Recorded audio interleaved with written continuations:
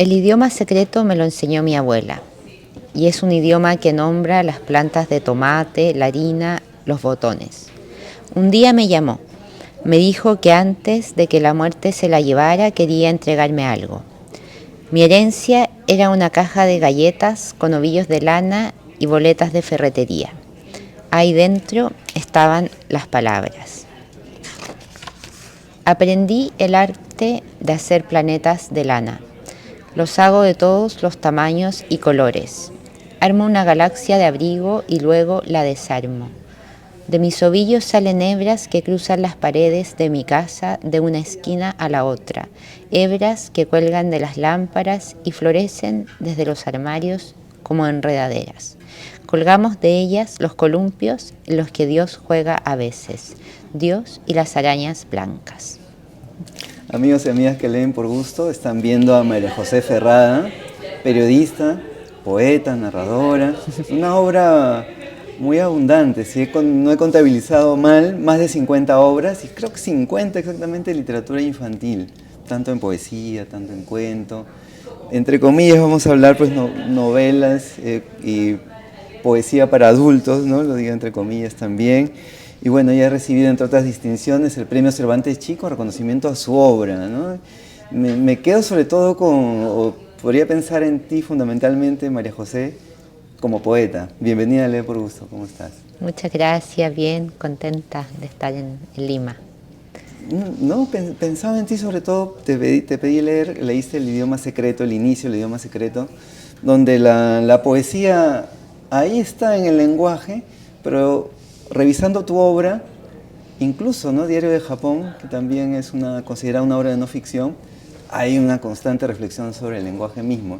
¿Y qué es lo que se hace fundamentalmente desde la poesía? ¿Cómo aprecias tu transcurrir, digamos, en la escritura?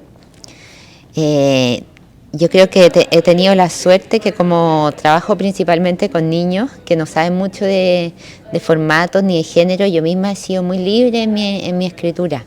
Como que no me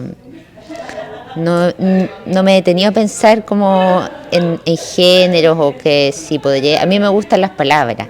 Entonces las palabras van tomando la forma que van necesitando una determinada historia, una determinada imagen. Pero sí he tenido la suerte de poder trabajar también con distintos géneros, con novela, poesía, libro, álbum, textos para muy chiquititos con muy pocas palabras, que también son como he podido conocer harto de lo que puede dar el lenguaje un poco, pensando en alguien más.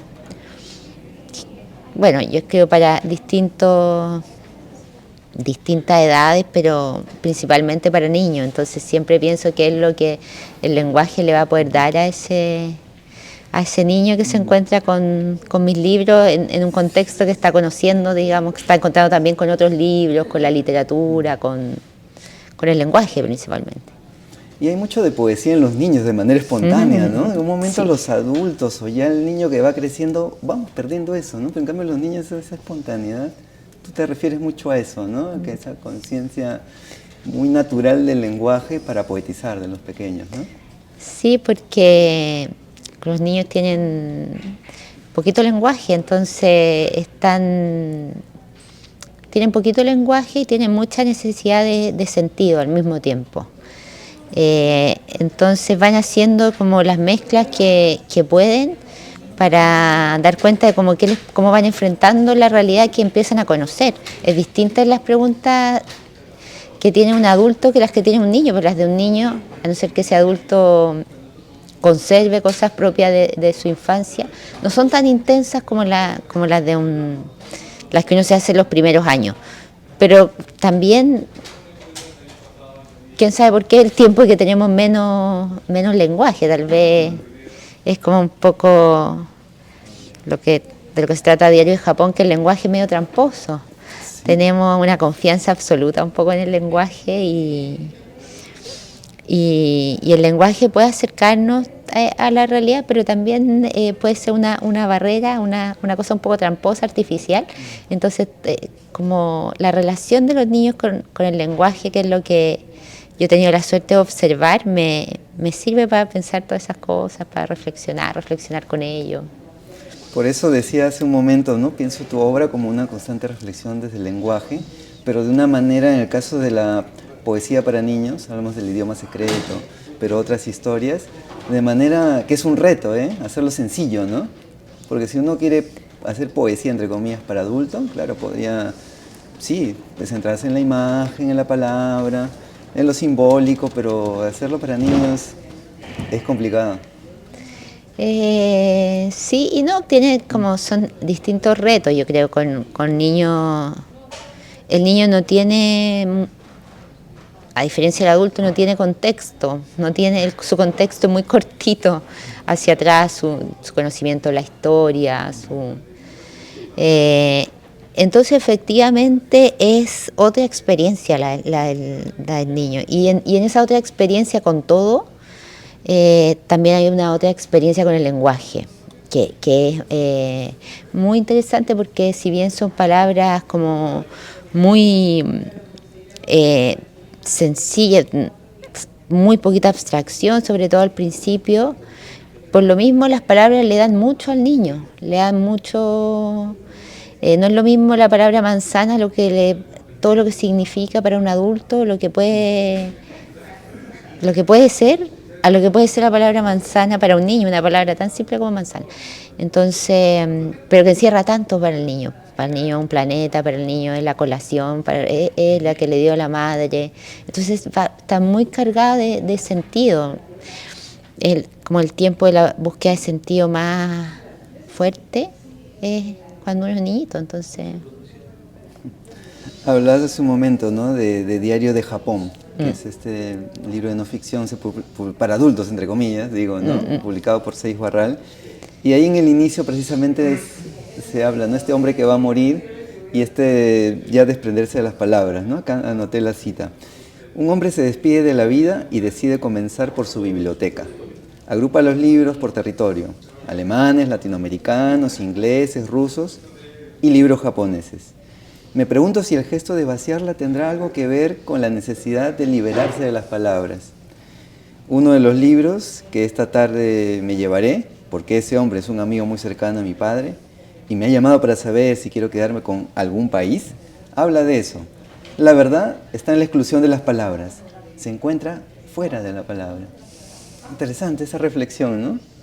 Que hay una reflexión que viene un poco del budismo zen, pero a la que todos hemos tenido en algún momento esa experiencia de que el lenguaje nos falla.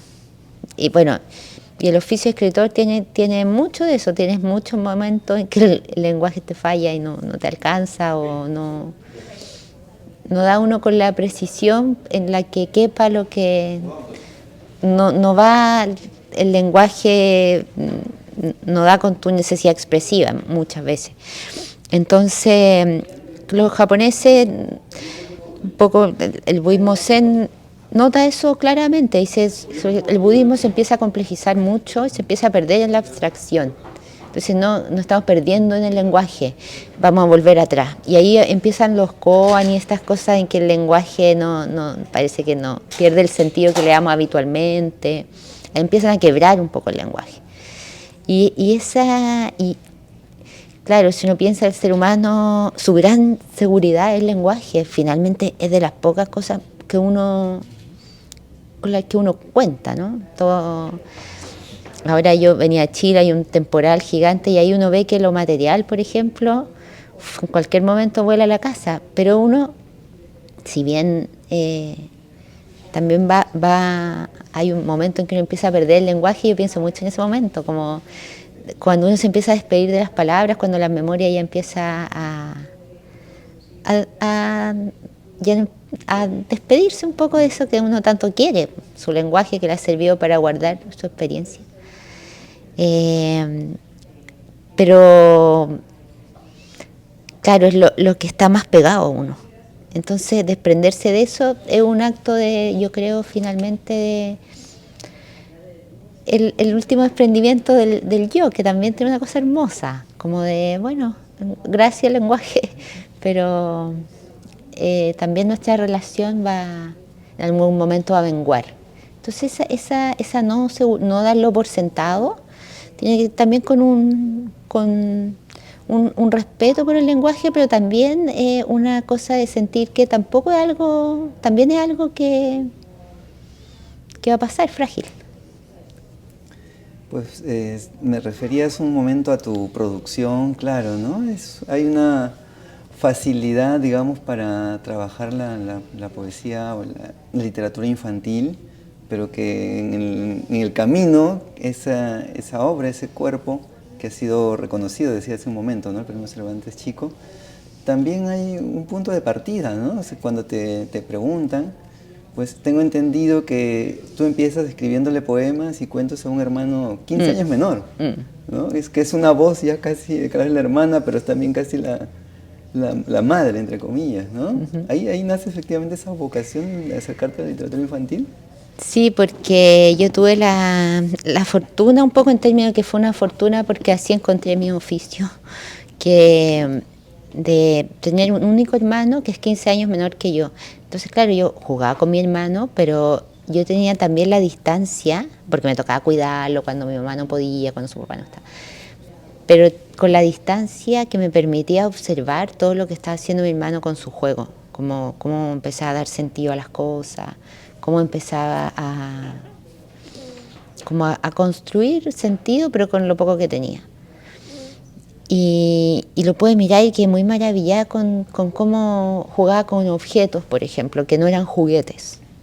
Eso es muy conmovedor en que el ser humano pueda jugar con una caja, con una piedrita y todo un cuento y toda la tarde con cosas que no nacieron para ser juguetes. Entonces ahí uno ve que, claro, el poder que tiene uno de incidir en la realidad inmediata, en embellecerla o echarla a perder, digamos. En el juego es súper claro. Entonces pude mirar todo eso y a mí me gustaba siempre leer, escribir, entonces pensé que podía ser una forma de comunicarme con mi hermano o de demostrarle mi aprecio, escribirle estos poemas y cuentos que le escribía. Y siempre, y el libro nuevo, por ejemplo, el del día que el zorro Aquí está la portada. Vino volando, ese, también está dedicado a una vecina. Yo casi siempre los libros tienen un destinatario en mi corazón y en mi cabeza bien específico. Una niñita que mi mamá vive en un pueblo chiquitito en el sur de Chile y la vecina se enteró que yo era escritora, entonces me daba dibujos y lo dejaba en el negocio porque yo estoy en el almacén, que por favor ella me dejaba un dibujo y yo le hacía el cuento. Entonces ella me dejaba el dibujo y yo escribía el cuento, se lo iba a dejar, teníamos un intercambio bien bonito. Entonces así nació ese libro y claro, los primeros poemas nacieron del intento de intercambio con mi hermano. Pues el día que el zorro vino volando ha sido publicado en el Fondo de Cultura Económica en esta colección Vientos del Pueblo, ¿no? Las ilustraciones son de Isa Watanabe y la dedicatoria pues es a Jamie Centeno y a los niños y las niñas de Villa Comuy, ¿no? Aquí están las ilustraciones de Isa Watanabe, que es otro diálogo, ¿no? El de la escritura con las ilustraciones, ¿no? ¿Cómo llevas ese trabajo? ¿Cómo se concilia? ¿Cómo se acuerda? ¿No? La historia parte primero y las ilustraciones no tienen que redundar, complementan. ¿Cómo? Depende del libro. El libro, bueno, en este tuve la suerte de trabajar con Isa, que tiene no solo un oficio increíble, sino que también mucha ternura. Y era un libro que necesitaba esa ternura y esa simpleza que podría parecer muy fácil, pero claro, el blanco y negro, la línea, son hechos con prácticamente con una sola línea los dibujos, es harto desafío. Entonces, ese partió del texto y yo le dije a Isa si le gustaría hacer las ilustraciones y tuve la suerte que me dijera que sí, porque también queríamos que se tiene una característica, ese libro que es la colección de Fondo Cultura, que es la colección más barata de Fondo Cultura. ¿No? Entonces también tiene esa cosa como antigua de los libros que son para que te los lean en la noche, que van a quedar probablemente asociados a la voz de un padre, una madre que le va a leer al niño, a la niñita en la noche. Entonces también nosotros en nuestro oficio tomamos harto en cuenta que nosotros estamos en un lugar en relaciones importantes, como puede ser la relación con la madre o con el padre o con el abuelo o con quien te cuida, están los cuentos. Entonces eso es bien hermoso del trabajo con la literatura infantil. Y la relación con los escritores, a veces casi yo no participo, y a veces hay otros proyectos que son muy conversados como este, hay proyectos que nacen de la ilustración, en que algún editor me da alguna propuesta ve un conjunto de imágenes que podrían tener una historia, entonces me pide a mí que yo busque la historia y que le ponga las palabras, y ahí parte al revés. Generalmente ya tengo unos ilustradores con los que trabajo más o menos siempre, digamos, algunos que ya van asociados a mi trabajo. ¿Podrías leer, por favor, el ¿Sí? inicio de Escuela de Animales? El cuento, ¿lo leo el cuento entero o el pedacito? Creo que Un pedacito claro. ya. La escuela de los animales se parece bastante a la de los niños y las niñas. El horario es de 9 a 12, de lunes a viernes, con un recreo de 10 minutos, en que juegan, comen su colación, canela, trébol, cerezas. En la escuela de los animales, búhos, ratones, conejos, terneros y zorros aprenden matemáticas, 2 flores más 3 flores, 5 flores.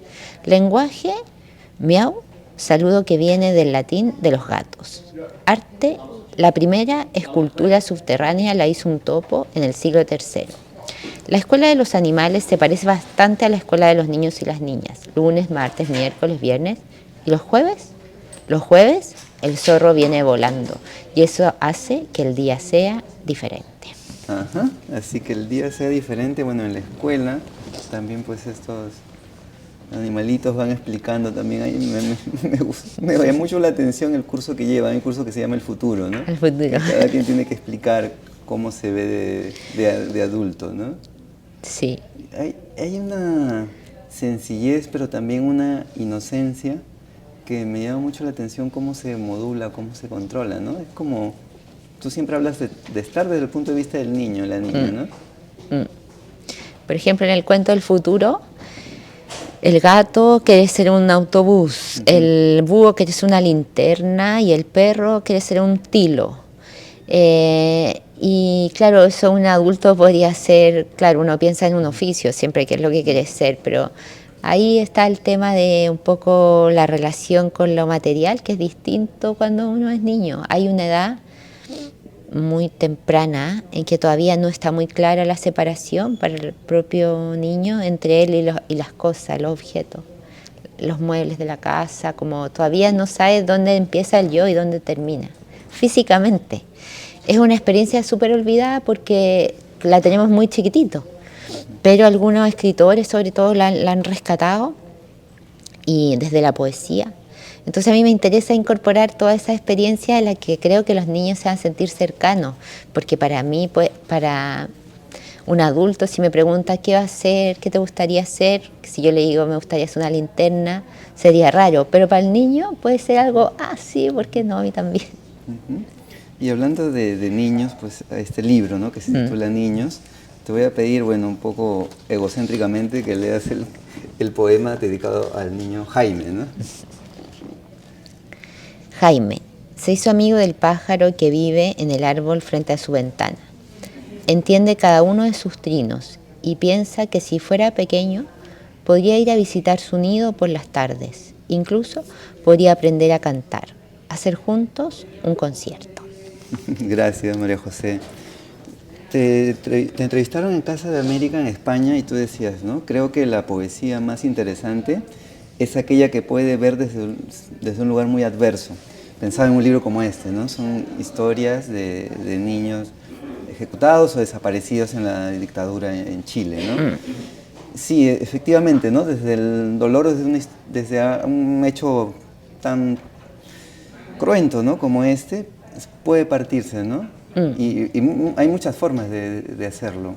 Tú eliges desde cada niño, de estos 34 niños, ¿verdad? Niños y niñas ejecutados o desaparecidos en Chile. Pero cómo se aborda también es clave, ¿no? Importante. A mí yo trabajo harto con niños y con niñas en el colegio, en edad de escuela. Entonces, ya con tanto tiempo trabajando con ellos, le he tomado cariño. Y para mí es importante que cualquier historia plantee una salida un poco. Porque el niño, si bien no está, es parte del mundo. Y que sea parte del mundo implica que es parte de la belleza del mundo, pero también de la violencia del mundo, del lado oscuro del mundo. El niño no... Y ahí con los adultos, el adulto quisiera que el niño al que él quiere quedara fuera de toda esa oscuridad, pero es que no podemos hacer eso. Entonces, creo que la literatura puede servir para lo mismo que nos sirve a los adultos, para hacer una reflexión sobre esos espacios que nos cuesta un poco nombrar, que nos cuesta reconocer en nosotros mismos. Pero en el caso de los niños, para mí es importante que que no sea un túnel oscuro y que termine en oscuridad. Entonces, en este caso, es la muerte y la desaparición de niños. O sea, no puede haber algo más oscuro que eso. Pero había que ver una forma en que el niño conociera la historia de su propio colectivo, además, pero que tuviera una forma de salir. Y la forma de salir era como recordar la vida, lo anterior, lo que ese niño también debería haber estado haciendo.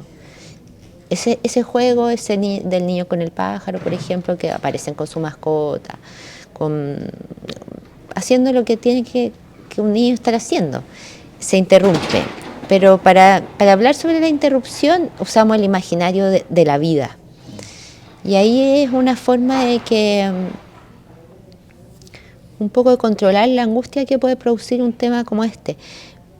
También es inevitable que los niños se encuentren con estos temas, porque ellos también lo ven en las noticias, y la literatura lo que permite la poesía es que se pueda detener más tiempo en eso.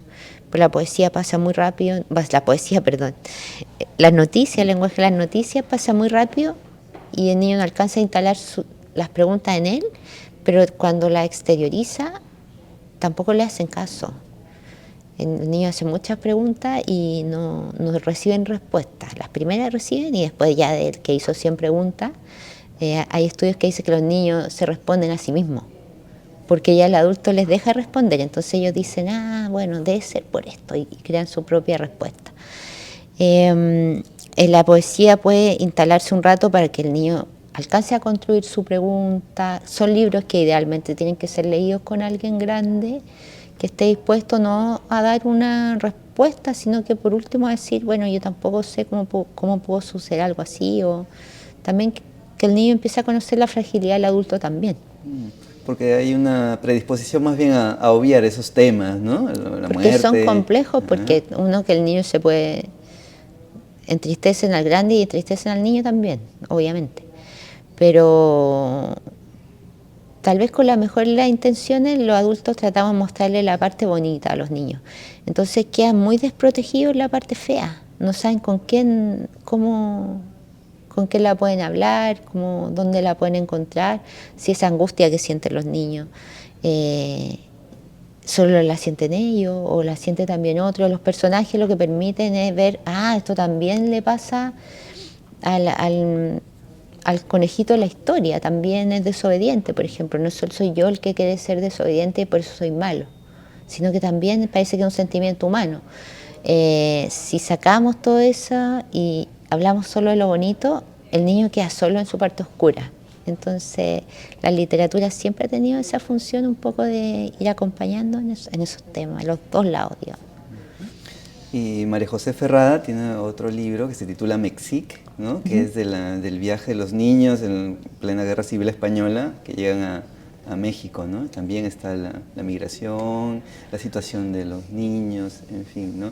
Pero también María José Ferrada en otros libros parte también de lo cotidiano, ¿no? Es porque en la escuela de animales o el cuento del zorrito que vuela, pues también, ¿no? Está lo cotidiano, hablabas hace un rato, ¿no? Que el niño se ve reflejado en otros, ¿no?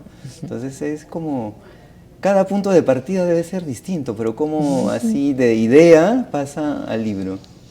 Pues creo que como he tenido harto tiempo ya de conocer a los niños, hay relaciones que son muy importantes para un niño como con lo objetual, el juego, ¿cierto? El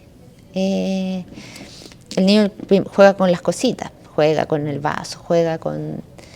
Entonces ahí hay toda una poética que el niño la deja muy fácil. No es tan difícil hacer un poema en una silla porque el niño ve muchas cosas en la silla. Y después hay una relación con la propia memoria o con el propio, con las cosas que uno va queriendo o que le van impactando, que uno recoge a través del lenguaje. Entonces esa memoria a mí también me interesa, la memoria cercana con la memoria de la abuela y también la memoria del colectivo más grande que es el país o un poco, sí, el país y el mundo después. Y también hay una relación que me interesa harto, que es la relación con el paisaje, que también la recogemos a través del lenguaje, cómo nos relacionamos con nuestro paisaje, cómo lo recogemos y cómo vamos construyendo un poco un jardín como interior. Eso también creo que la poesía puede ser harto por ayudar a los niños a construir ese paisaje interior que después lo va a firmar un poco en la vida, porque van a poder volver muchas veces a él. Entonces, más que los niños lean, yo creo que a mí lo que me interesa es que los niños tengan una bonita relación con el lenguaje y los libros pueden servir para eso. Pero que también la tengan con la conversación, que puedan conversar con ellos mismos y conversar con los demás. Nuevamente, me refería a tus libros, ¿no? Dedicados a niños y esta producción también para adultos, entre comillas, ¿no? Hay autores más bien que hacen el viaje opuesto, pero más bien como curiosidad, no sé, o a eso es como propuesta editorial, en fin, ¿no?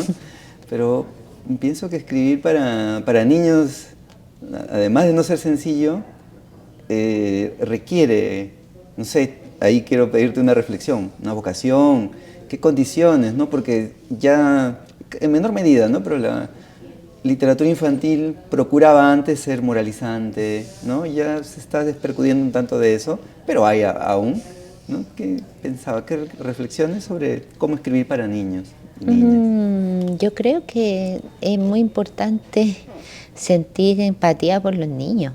Yo creo que eso es más allá de la relación que uno puede tener con la literatura. Yo creo que es importante que a uno le interese la forma en la que el niño se aproxima a la realidad, que es otra forma. Entonces, como que tiene que haber un interés genuino en eso. A mí yo cuando pienso, cuando se me nota incluso un poco, cuando yo hablo de los niños, yo me emociono porque me acuerdo de qué sé yo, con las cosas que salen en el colegio, cuando uno... Porque es un ser humano que está ahí descubriendo, intentando. Entonces, sin esa conmoción que provoca ese tiempo, solo con el gusto por la literatura infantil o por cualquier tipo de literatura creo que es difícil, porque finalmente es un instrumento la literatura para seguir pensando en ese momento. Creo que eso es lo importante, el interés de los niños más que en la literatura en sí.